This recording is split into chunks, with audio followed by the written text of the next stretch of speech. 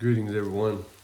I had planned to make a video today doing some black powder shooting, but we've been under tornado warnings all morning. It's been raining like crazy. So I thought I would make a video showing you what I was going to do to prep for that shooting. So what we're going to do is we're going to make some musket cartridges to shoot in the Indian trade gun. And we're going to do a couple different techniques. There's lots of videos on the internet of people doing this. Some people do it a little differently. We're going to go based off some historical documents, but we're going to do two different styles. All right. So what we're going to do first is I've already cut these. We've got some paper here. Cut, basically we are 2 inches by 6 inches by 5.5 inches. This is the recommended method by Thomas Pickering, and this is modeled after the British method of making musket cartridges. Now this paper here, obviously this is not period correct paper. This is junk mail, but rather than just throw it in the garbage, I'm going to use it because paper was valuable in the colonial period and they wouldn't have wasted any of it. So rather than buy some, expensive period correct paper, we're going to use junk paper, in this case, junk mail. We also have what Pickering refers to as the former. If you can tell, this is just a stick that I have cut the limbs off of and sanded relatively smooth. One end I have, created a convex sort of tip to it, and the other end has a concave end. And this stick is roughly the same size as our 60 caliber musket ball, which can sit in that caved in. So the flintlock we're using is a 62 caliber. Obviously the balls that you shoot are a little bit smaller because, one, you want them to go down the barrel. Also, to get a good seal for the gas, you need some type of patch or wadding. I don't usually shoot cartridges. I shoot patched balls. So when I shoot a solid ball, either in my flintlock rifles, percussion rifles, or this smoothbore, I normally use a cloth patch.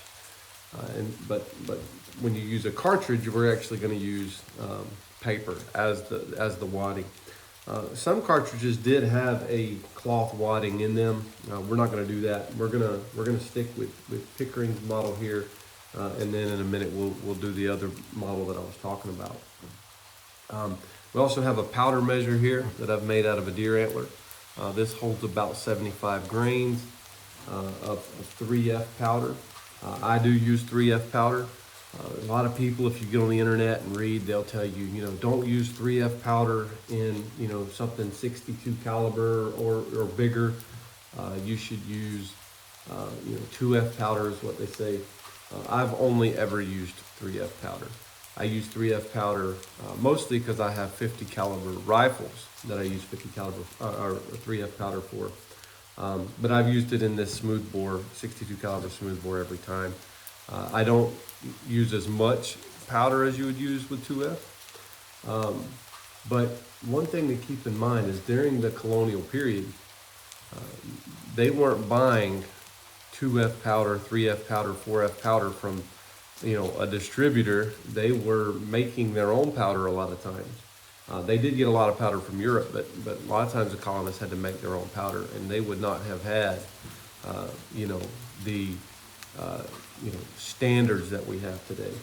Also, because this is a cartridge, we're going to be using the same powder to prime the musket as we are as the propellant. So 3F powder seems to ignite a little faster than 2F powder would. All right, so the first thing we're going to do, we have our paper here.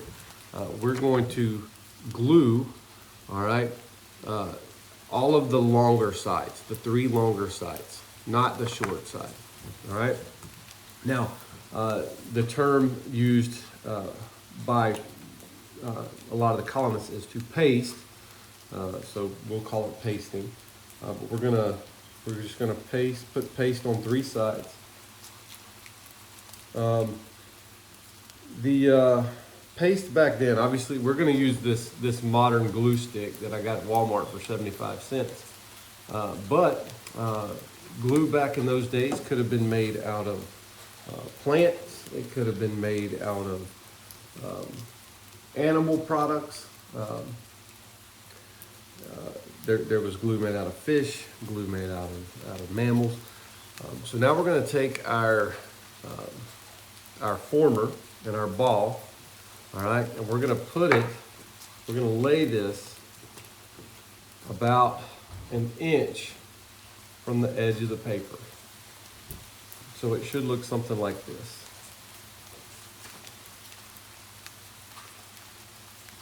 Okay, so we're gonna take that and then we're gonna roll it up, and I'll show you what that looks like.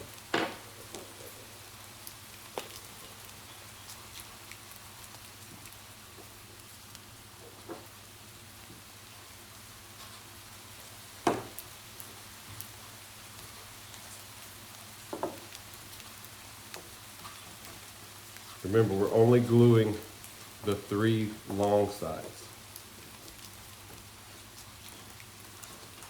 We're going to wrap that whole thing.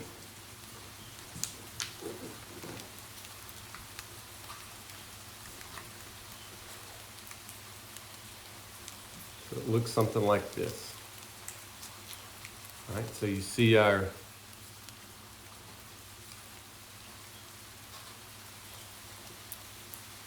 we've got our former with our ball right here, and then the tip of the paper. All right, and what we're going to do is right above that ball, we're going to pinch this and twist it.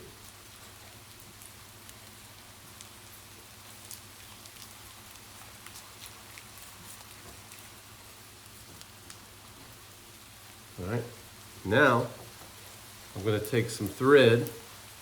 All right, now this thread that I have is pretty thick. It's also coated in wax. It makes it waterproof. We're going to tie this thread right around where we've twisted this paper.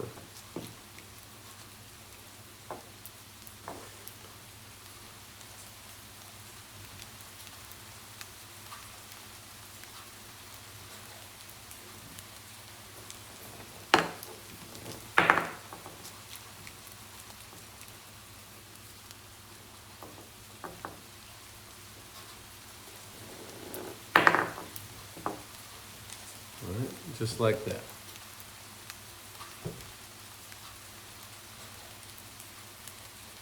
All right, we can cut these long strings here.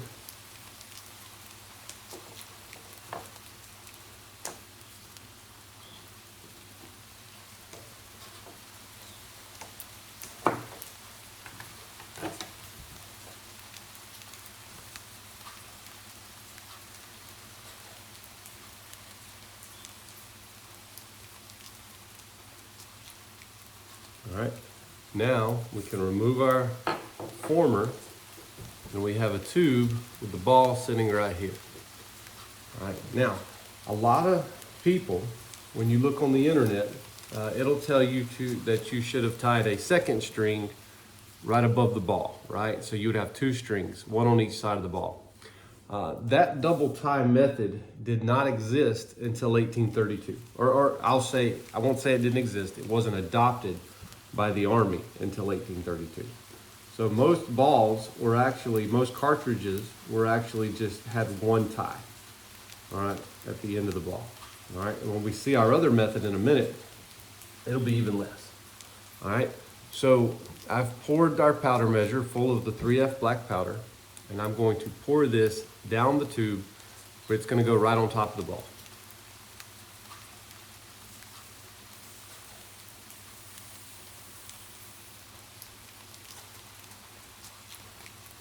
All right, so we now have our ball with the string at the bottom, and then powder to about right there. All right, now what we're going to do is we're just going to put a twist in this.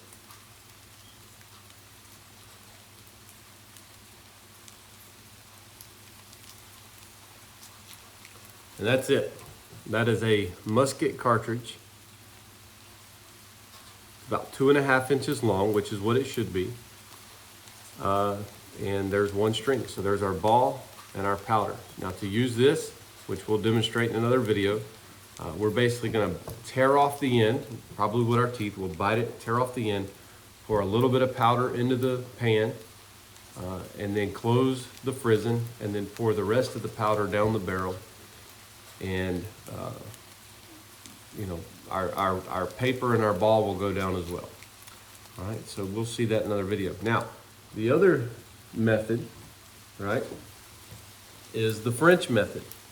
All right, so what we just demonstrated was a British method that was used by a lot of Americans. But a lot of Americans were using French cartridges as well, because if you're not aware, France was our ally during the American War for Independence. So we're gonna do the same thing, except we'll do it the way the French would have done it. All right, so once again, we got our paper. All right, we're gonna glue 3 sides.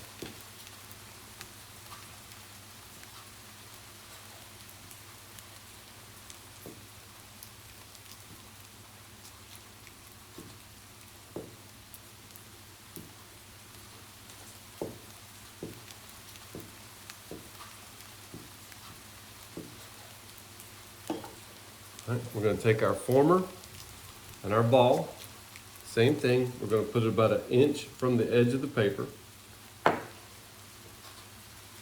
We're going to roll it.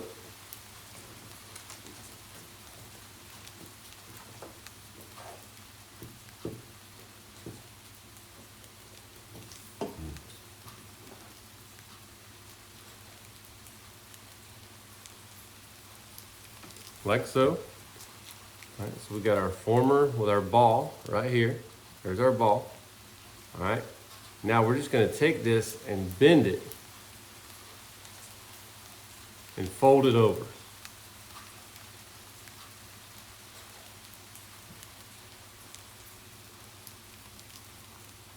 No strings attached. All right, now we'll take this, turn it over, take our former out. Same thing. We're going to fill our powder measure.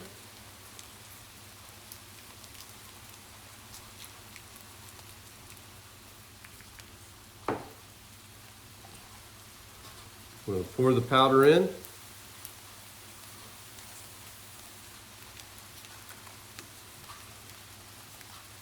And then just like our British method, we're going to put a twist in this.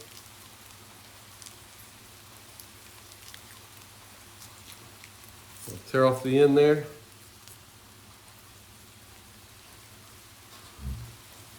And there's our French musket cartridge.